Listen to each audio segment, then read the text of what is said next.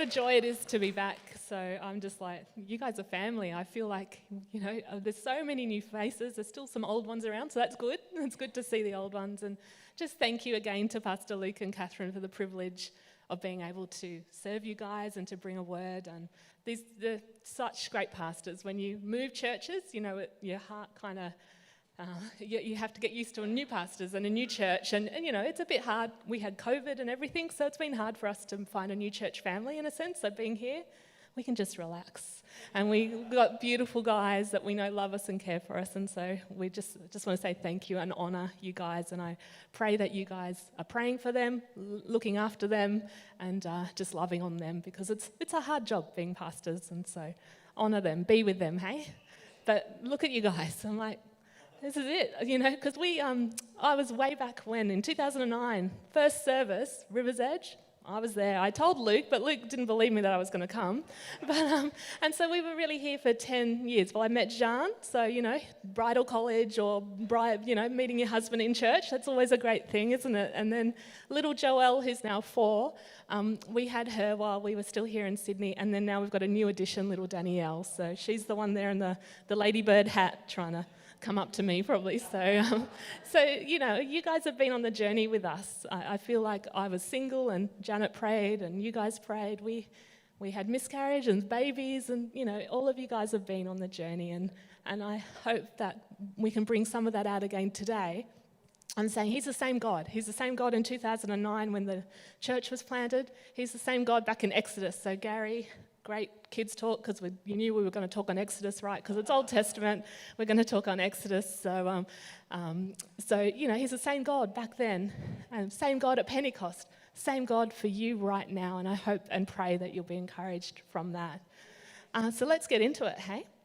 All right. So I'm in Exodus 1, and we'll go through mainly into Exodus 2. So if you want to open your Bibles now, because I am an Old Testament kind of lecturer, it will be more. We will follow a text and we'll preach from that, okay? So if you have the text open, that's what we'll do. We'll just go through kind of verse by verse. So if we turn to Exodus 1:8, and I'll just set the context for you, and you know it, but let's just read it together. So it says, "Then a new king, to whom Joseph meant nothing, came to power in Egypt. Look, he said to his people, 'The Israelites have become far too numerous for us. Come, we must deal shrewdly with them, or they will become even more numerous, and if war breaks out, we'll join our enemies and fight against us and leave the country.' So they put slave masters over them to oppress them with forced labour, and they built Pithon and Ramesses as store cities for Pharaoh. But the more they were oppressed, the more they multiplied and spread. So the Egyptians came to dread the Israelites and worked them ruthlessly. They made their lives bitter with harsh labour in brick and mortar and with all kinds of work in the fields. And in all their harsh labour, the Egyptians worked them ruthlessly." Now I hope you're feeling that hammer blow of ruthlessly, oppression, slavery, lives are bitter. And I wonder if that's where some of you guys are at the moment. Maybe these last 2 years, and you hear it with COVID and isolation and just fear kind of around in world circumstances. It's been maybe a few blows in the last 2 years, or maybe 5 years or 10 years. You've actually feeling like it's been a blow and another blow and another blow. And whether it's your life is bitter, or whether you're just feeling oppressed, or whether it's been that bad report and that sickness and that health issue has popped up again, and then that health issue in your family members popped up, or there's been a death, or, this is sometimes life, and sometimes we are in seasons where it's ruthless and oppressing, and it feels constant, doesn't it? And you're just like, what is going on? Where are you, God, in all of this? Are you even in this situation? And I'm sure this is what the Israelites were feeling, weren't they? They were slaves, and suddenly they're kind of growing and becoming more numerous, in a sense prospering, but yet they're squashed down again, and more harsh labour, more work, and yet they keep prospering somehow. So this is the context, right? And I think this is the context for some of our lives. So if we keep going, it just gets better, because in Exodus 1:22, I'm being a bit sarcastic there. "So then Pharaoh gave this order to all his people, 'Every Hebrew boy that is born you must throw into the Nile, but let every girl live.'" So imagine that, right? For you that are young families or desiring children, you've got this edict in the land that every boy just must die, must be thrown into the Nile, thrown into the river, and pretty much the idea was that it would be exposed in the river. So not necessarily physically drowned was the context, but it was like, just leave them by the river and then the river will do the work. And it was kind of like way so Pharaoh wouldn't feel any bloodshed, because really we didn't kill them. We didn't put a sword through the babies or anything, but we just let them be exposed on the Nile, and the Nile did the job. But in effect, it's still the same. But really Pharaoh kind of did that because he thought, then I won't have to hold on to any bloodshed. But really, he's killing off young boys. So again, another blow. And I've skipped a few verses in there where the Israelites were still prospering. The Hebrew midwives have, you see that the young children are being born and they disobey Pharaoh. But it's just this blow after blow after blow. So I hope you're feeling encouraged right now. Not quite. Let's kind of get to the birth of the deliverer. So let's jump into chapter 2. So we have now the birth of Moses. So we have now a man of the house of Levi married a Levite woman, and she became pregnant and gave birth to a son. And when she saw that he was a fine child, she hid him for 3 months. Now what I want to pull out here is that your translations will say when she saw that it was a fine son. It actually is the word for good. And so it's this idea of she saw that he was good. So she's having this boy. Now imagine this mother. They don't name her at this point. We know who she is later, but we see that she's an unnamed lady in a sense, but from a Levite family. But she has this boy and he is good. Where have you heard that before? Do you hear that in creation? And God said it was good. It was good. And it was good. And it was good. That's what the author is wanting you to pick up here. That she has had a boy and he is good. He's a fine child, but really he is a good child. And so there's this whole idea here that even in the midst of this edict that boys must die, she looked at him and saw, this is good. This is Eden, if you like. This is creation. This is perfect in some sense. You're looking back and saying, this is a good baby. And anyone, that you've looked at your baby, of course you're going to think that. We all think our children are amazing, don't we? Like mine are better than yours, by the way. But, we all think that. But the idea of the author is pulling that out, is that this is a fine child. This is a good child. And trying to bring you back to creation. There's something unique about this child and beautiful about this child and good. And I want to just encourage you that maybe in your circumstance, you're looking at your miracle or your promise or you're hoping for one. And I want to tell you again and remind you today, it's good. It is good to hope for that baby if that is what you're hoping for, because you might have lost that hope. We get knocked, but those perfect creation, what we dream of, utopia is a kind of another word, but we want to talk biblically, the creation, the new creation, that hope that you are hoping for, it is good. So rise that up again, I hope, today. You'll be encouraged. So I know some of you maybe have been praying and praying for healing for years. It's a good desire. It is good. And I know you might have lost hope, but it is good. So let me just encourage you today. It is good. For some of you, broken relationships, keep going. It is good to see restoration there and to believe for restoration there. Whatever the circumstance is, I know you kind of get pounded and you just lose hope. But that desire, it is good. It is good. So, I know life sucks it out of you, but creation, that's what we're made for, that new creation. That is our eternal hope, heaven, isn't it? That is our hope. So keep desiring that because it is good. All right. So we keep going, and then, how many verses? Yeah. She hid him for 3 months. And so I was thinking about that. You would hide this baby because you're trying to preserve, obviously, his life. But for us, what does that mean? Some of you might have a word from God, and maybe God just dropped one into your heart today. Sometimes it's a good idea to treasure that and not expose it to many, many voices, just to trusted voices. And so I think that's sometimes just a little encouragement for us. Sometimes hide those things in your heart, just like Mary did when she was told that Jesus was going to be, birthed in her. So sometimes hide those things, mull over them, meditate, and when it's time, for it to come to fruition, let it come to fruition. But don't expose it to, your mother-in-law and your father-in-law if they're going to be critical, or whoever it is, So, because obviously we always pick on the mother-in-laws. Mine's over in South Africa, so she won't hear this, so it's okay. She's beautiful, but are we looking behind seats? No, we're not looking. But those voices where maybe it's the non-Christian person and they just won't get it. Just hide it until it's really, really settled in your heart and it's become a word of encouragement and faith in your heart. All right, let's keep going. So Exodus 2 verse 3. I know you know this passage, but I hope I'm bringing out some new things for you. But when she could hide him no longer, because you can imagine even hiding a baby for 3 months that cries and cries in the middle of the night, how did she do it? Hey, I don't really know how she did it. But she got a papyrus basket, and I'll come back to what I've put there in brackets, for him, and coated it with tar and pitch. So she knew now this miracle, this boy that she wanted to keep alive, she's got to do something about it. So what's she going to do? She hid it for 3 months, but now she needs to step out and protect Moses. And this boy, so far they haven't named him, but we know that this is going to be Moses. And she actually makes, the word is only used here and in Noah's account, an ark. So they're again drawing parallels, the writer of this passage, that she's creating a vehicle of salvation, if you like, because that's what it was in Noah's time, wasn't it? An ark.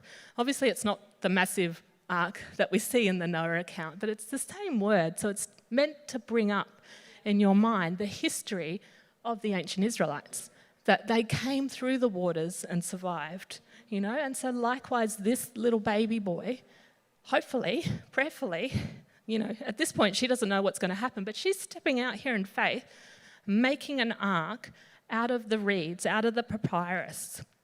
And so it is that kind of same language. And she's coating it with tar, exactly what Noah did, coating the ark with tar. So it's again just bringing out your memory of the salvation that they've already gone through. It's interesting, that word ark actually sounds like coffin in Egyptian. So commentators will just play on that, and I just wonder, sometimes maybe it feels like you've had this promise from God, you're losing hope, and you're stepping out and you're creating an ark, but sometimes, the seasons just beat you down and it might feel like a coffin for your promise, and sometimes the promise feels like it is dying. But again, let me encourage you, you're building an ark. Step out and build an ark of salvation for your promise. And that's the other thing, she acted. So some of you need to act today. You have a promise and you've had this promise for a long time from God. And I wonder if you just need to step out and actually do something, because God will come alongside you when you step out. Praying is good, but I think sometimes there's actions as well. So what is the seed that God is actually asking you to do today? And maybe it's to pray for someone else's healing and not for your own. And leave your own healing with God, but I'm actually really going to believe for the prayer requests that we're seeing coming through this morning. Maybe that's where it is. Or is it seeding some money? Is it seeding some service to someone? What is it? And again, that's going to be unique and individual to each of you. But what is the ark maybe that you got to create in your own life and step out to hold the promise that God has already given you that you're hoping for? So we need to sometimes prepare for the miracle. So she coats it with tar. She also coats it with pitch. And that's actually what they were oppressed with back in chapter 1 when we were reading. And they were doing mortar and they were building with bricks. So there is actually a play on words there. So sometimes it's not only the spiritual preparation, but it's the work of your hands is kind of how I understood that. So it's both in tangent. We are partners with God, right? So we do the spiritual, but we've also got to do the physical. And so what is that? Sometimes it is, okay, I've got to go to work. I've got to get money. I've got to pay the bills to be able to put food on the table, or to pay the doctors, or I should actually make an appointment with this specialist and not that specialist because that's maybe the work of the hands, or whatever it is. Or I have to go to counselling because I actually need to do the physical kind of counselling with someone as well as the spiritual counselling with God. What is the two things maybe going side by side? Your actions, God's actions together. So I think it's in partnership there. Okay, Exodus 2:3. So she placed this child, again, it's It's not a Moses or anything, but she placed it tenderly in this ark, right? She placed the child in it, so in the ark, and put it among the reeds along the bank of the Nile. So strictly, she kind of did what Pharaoh said, right? Put the boys in the Nile. So I'm kind of doing it, aren't I? And that's kind of what is said. She's doing it in her own way. And maybe when you look at this passage in Exodus, the ladies are undermining Pharaoh. So maybe Pharaoh should have actually let the ladies die and the boys live, because what we're seeing is the mother, the midwives previously, and we're going to see Pharaoh's daughter, they actually all undermine Pharaoh's edict. So it's actually really interesting here, and Miriam, as well. So she places this boy in the Nile. So, obviously hoping to keep it alive. And she also places it among the reeds. Now, what's going to happen in Moses' life later is the Red Sea is also known as the Reed Sea, the Yam Suf. And so it's the same word for reed. So I think there's a prophetic action here that she's doing as well. She's placing him in the Nile amongst the reeds. And what we're going to see 40 years plus in the future, we're kind of going to see the deliverance of ancient Israel from Egypt through the Reed Sea. So there's a kind of interesting play there. So I think, again, for me, what does this mean? Stand on salvation, the ark, and your hope and what God has already promised you. Step out in an act of faith, because there's action there. But also, what's the prophetic move? Because I wonder what God is actually calling you to. And there's a future out there still. And it'll come to pass, but believe for it and hope for it. And maybe there's, again, a prophetic action that you need to do related to that. Who knows? Okay. Exodus 2:4. So then we see his sister. Again, it doesn't say Miriam. Everyone here is unnamed. So I think this is why we can apply it so much to us, because it's very anonymous at this point. Obviously, we know who it is. It is Miriam. But I think the sister here, that they just name this as the sister, is just inviting you into the story. So imagine you are the sister and you're standing there and you're watching this ark, right? At a distance, she's standing there to see what would happen to him. I don't know about you, but would you send your big kid to watch the baby who maybe is going to be killed or going to die, or it's going to be exposed, or there's crocodiles in the Nile? Probably not in this area, but it's an interesting thing that the sister has gone to stand watch here. But she's standing, and some other translations is she positioned herself to watch what was going on. So again, I was thinking about this today in preparation, and I really felt that I am positioned today as your big sister, in a sense. I think to say, I'm watching. I'm wanting to watch the miracles that you are hoping for in God. And I'm wanting to say, be encouraged. So I'm hoping I can maybe act as a big sister, and I'm watching at a distance and I'm praying and believing with you and stepping out in faith with you that God does want to act in your life today and in the future, right? And he does want to bring healing and hope and restoration and salvation to your family members. But I also think maybe as a community, because I'm not here all the time, right? You need to stand and watch what's going on in other people's lives. Stand with people and stand and watch. And yes, maybe it's at a distance, but maybe it's right up close as well, and say, look, I know you're hoping for that baby. I know you're hoping for that restoration in your marriage. I know you're hoping for that prodigal child to come home. And I'm going to believe with you, and I'm going to stand and position myself with you because I'm your big sister in Christ, or big brother, whatever, however you want to place that, right? And so I think, if anything, today I just want to encourage you. Keep going. I'm believing with you. And if that just gets you across the line, well, praise be God. Praise to God, hey? All right. So then we kind of know what happens, but let's keep reading. So Exodus 2, verse 5 and 6, it says, "And Pharaoh's daughters went down to the Nile to bathe, and her attendants were walking along the river bank. And she saw the basket among the reeds and sent her female slave to get it. She opened it and saw the baby, and he was crying, and she felt sorry for him. And this is one of the Hebrew babies," she said. Now we see a rescue, right? He's rescued. But it's not probably the way you anticipated, right? It's by the foreigner. It's actually by the daughter of Pharaoh.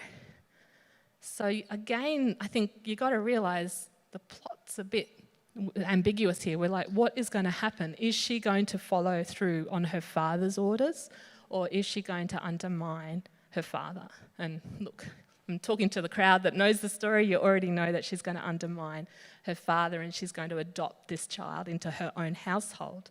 But here, the text is still not clear that that's going to happen. She's realising she's going down to the Nile. She's seeing the baby. She's again seeing that the baby, she had this affinity with the baby and she felt sorry for him. So all these verbs echoing through this passage is really interesting, because what we'll see is they echo the verbs that God uses when he looks at the ancient Israel in Egypt. So if I can flip to the next slide, I've just tried to summarise at the end of chapter 2 and in Exodus 3 at the burning bush account, we see very similar verbs being used. So at the end of Exodus 2, God heard the groaning. He remembered his covenant with Abraham, Isaac and Jacob. And so he looked on the Israelites and was concerned about them, so felt sorry for them. In Exodus 3, so this is at the burning bush, the Lord said, I have indeed seen the misery of my people in Egypt. I have heard them crying, and because of their slave drivers, I am concerned about their suffering. So I've come down to rescue them from the hand of the Egyptians and to bring them up out of the land into a good and spacious land, a land flowing with milk and honey. So in this broader narrative, we're seeing God sees you. God sees the ancient Israelites. He hears your prayers and your groanings, whether that's just unknown or it's in your heart or it's just in the privacy of your own room. He sees and he hears and he remembers, and he's going to come down and relieve that suffering and be in that suffering with you. So it's very interesting that Pharaoh's daughter is positioned in a similar way and acting like God in terms of rescuing Moses at this point. And so that's kind of, I know, very interesting to me. And so sometimes I wonder if we miss our miracle because it actually comes from unexpected sources. It doesn't come where what we think is the Christianese way or the spiritual way. It actually comes via another avenue, and you actually just miss it. You think, oh, that was just coincidence. Or that was just, I know I worked for that. But actually, that was God in your life, and he orchestrated that friend, or that rescued you from that car accident, or you got there early because of something else, but you don't realise maybe there was an accident behind you, or whatever it is. You can fill in the gaps there. But I wonder if maybe you being in a university class or a workplace that doesn't actually feel like salvation to you, but it actually might be the providence of God because of some future plan that he has for your life. And so it might be an answer to your prayer, but it just doesn't feel like an answer to your prayer. We miss it. We kind of need ears to hear and eyes to see, don't we, what the Spirit's actually doing in our lives sometimes. So, yeah. So we don't see God again in this text, do we? We're seeing Pharaoh's daughter rescuing. So sometimes I think as well, that's it. We also feel, where are you, God? But he's there, right? He's with you, and he's very present in your life. All right, Exodus 2, verse 7 and 9. Then his sister asked Pharaoh's daughter, shall I go and get one of the Hebrew women to nurse the baby for you? Yes, go, she answered. So the girl went and got the baby's mother. Pharaoh's daughter said to her, take this baby and nurse him for me, and I will pay you. So the woman took the baby and nursed him. So through this just miraculous providence again, suddenly Moses is back with his mum. And, back in the home, and he's there because Miriam spoke up again. She said, shall I go get one of the Hebrew women? Oh, look, I've got one already prepared, so you just see, again, a restoration of some sort, but we know it's just for a short period, it feels like, for Jochebed. So Moses' mum is name is Jochebed, that he stays with her for probably till he's about 3 years old, they think, is when children were weaned in that time. And so when he was weaned, so in Exodus 2 verse 10, this is when he goes back to Pharaoh's household. So it says, when the child grew older, she took him to Pharaoh's daughter and he became her son. So she fully adopted Moses and took him on as her son. And she named him Moses, saying, I drew him out of the waters. And so I wonder if sometimes you might feel like Jochebed herself, and you got the miracle, but then maybe it feels like it was just pulled out from under your hand. And now you're back in maybe where you were. Or you have to see maybe your child, your child came to Christ, but now they're off. And you're just like, they're off in the foreigner's courts, or they're off somewhere in the world. And you're just like, what is going on here, God? I thought you had called this child from a very young age, and yet here they are, wherever they are, And I just feel for this mum, She has this child and he's got saved, and yet now we're back in the foreigner's court. So yes, I love him, and yes, I know it's good he's got food and he's alive. So we do have the miracle, he's still alive. But wait a minute, he's in a foreigner's court, and he's not in my household, and he's not learning the things of God with me, and he's not learning necessarily the Hebrew ways, he's learning the Egyptian ways. But we know long term, don't we? We know long term that God was still in that, and God was going to come through all this. I've got till 10:45, is that right? Yeah. All right. So I better quickly go through. So if we just go to this next slide, I wonder as well for some of us, are you in this betwixt and between stage? I kind of like that phrase.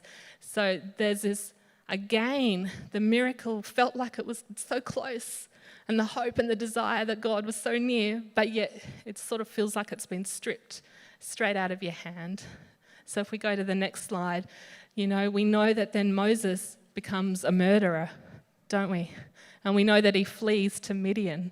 And so suddenly, again, put yourself in the position of Jochebed. Your son that was delivered and was in a foreigner's court is now an exile because he's murdered someone. And so you're 40 years probably without contact of your son. So what do you do in that time?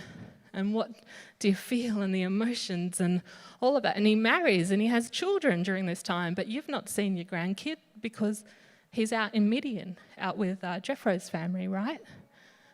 But again, let's flip to the next slide. You know the story, don't you? The calling of Moses at the burning bush at the backside there of the wilderness. He comes into Egypt and he encounters Pharaoh, let my people go. So you see the face-off there. The Passover story where God comes and he delivers his people out. And the angel of death kind of comes through Egypt because Pharaoh just wouldn't let the people go. And then we've got the Red Sea, the Reed Sea there, Gary, and the splitting there, and they're walking through, again, this act of salvation, don't we? And then we've got the glory of God, or the Mount Sinai, where God descends and Moses meets God on the top of Mount Sinai, and we get the Ten Commandments, and it's the formation, really, of Israel now as a nation. But this all started with this little fine child way back when in Egypt, didn't it? And so again, just to encourage you, in maybe 40 years' time, the promise will be fulfilled. But we just don't like this waiting period, do we? This betwixt and between period where we're hoping that this church will be filled and there'll be multiple services, right? With our friends and our families all sitting here, saved and pursuing God and loving God. But we're in this betwixt and between stage of they don't quite know Christ yet, and we're trying to witness and they don't know Christ, and there's fallbacks, or your son has gone off to wherever, or your relationship feels rocky, or that child that you so desire is not coming yet and not coming yet and not coming yet. You're in the midst of it. But fast forward 2 years even, fast forward 5 years, what can God do in that time, hey? He is the same God that rescued ancient Israel. So if we go to the next slide, the book of Exodus ends with this passage, Exodus 40. And this is where the glory of the God actually comes into the tabernacle. So let me read this. So it says, "Then the cloud covered the tent of meeting, and the glory of the Lord filled the tabernacle. Moses said, Moses could not enter the tent of meeting because the cloud had settled on it, and the glory of the Lord filled the tabernacle. So in all the travels of the Israelites, whenever the cloud lifted, from above the tabernacle, they would set out. But if the cloud did not lift, they did not set out. And until the day it lifted. So the cloud of the Lord was over the tabernacle by day, and fire was in the cloud by night, and the sight of all the Israelites during their travels. Sorry, my reading got a bit caught up there, didn't it? But 1 year after being delivered from Egypt, so fast forward again, we see now the glory of the Lord just come into this tent of meeting, and it fills the tent of meeting. So God is now, and then we know God is now with them in the symbolism of fire and cloud. And so now we know that same glory is now in us, in the Holy Spirit, the Pentecost fire of God, the Pentecost cloud of the Spirit, right? That dwells now with us. But do you know what Jochebed's name is? Do you know what her name stands for? Can we just go to the next slide? Yahweh is glorious. That's her name. So way back when she put Moses in that ark back in the River Nile, is Yahweh glorious? Am I living up to my namesake and the call of God on my life? But ultimately at the end chapter of Exodus, we see the glory of the Lord, which is the Yahweh is glorious, the glory of Yahweh, filled the tabernacle. So that whole fulfillment of her life and all that in between, just pain and agony and suffering, but Yahweh is glorious. And I pray that's the testimony of our lives, right? That we would be the Jochebed, that even in our pain and our suffering and our desire and our hope for a miracle, Yahweh is glorious. And that is the same Spirit that is with us today, right? We don't have to go to attend a meeting, you know that. The Holy Spirit is with us. Jesus dwells with us now. So this, what you're looking at, that kind of picture of the glory of God, the fear of God, the wonder of God, the hope of God, the power of God that raised Jesus from the dead, can raise your promises from the dead as well, whatever you feel is dead today. So I'll leave it there, but I just want to probably call, does the man come up? And maybe we just have a time to ponder, what are you putting in that ark today? I've got a few questions. How about are you actually desiring a miracle? Don't give up, because it is good. It is good to desire a miracle. Stir it up again, right? I know it's hard sometimes, but stir it up. That desire for a miracle, that desire for the glory of God to hit whatever circumstance you need the glory of God to hit, desire it. What are you doing to prepare for that miracle? What are you crafting? Are you crafting an ark of some sort? Are you covering it with tar and pitch? Are you stepping out in faith? Are you placing it where God can come? And are you positioning yourself for the miracle? Are you looking back in salvation? Are you stepping out in faith? And are you looking forward in hope as well? And the Miriams in the room, the big sisters, the big brothers, come on, stir each other up, right? Stand and watch. And let's hear more testimonies on Sunday mornings and in your connect groups and on the phone calls and texts and whatever. Let's fill this place with testimonies of the glory of God. And look for your miracle, even though it might come from unexpected sources. Maybe ask God for eyes to see.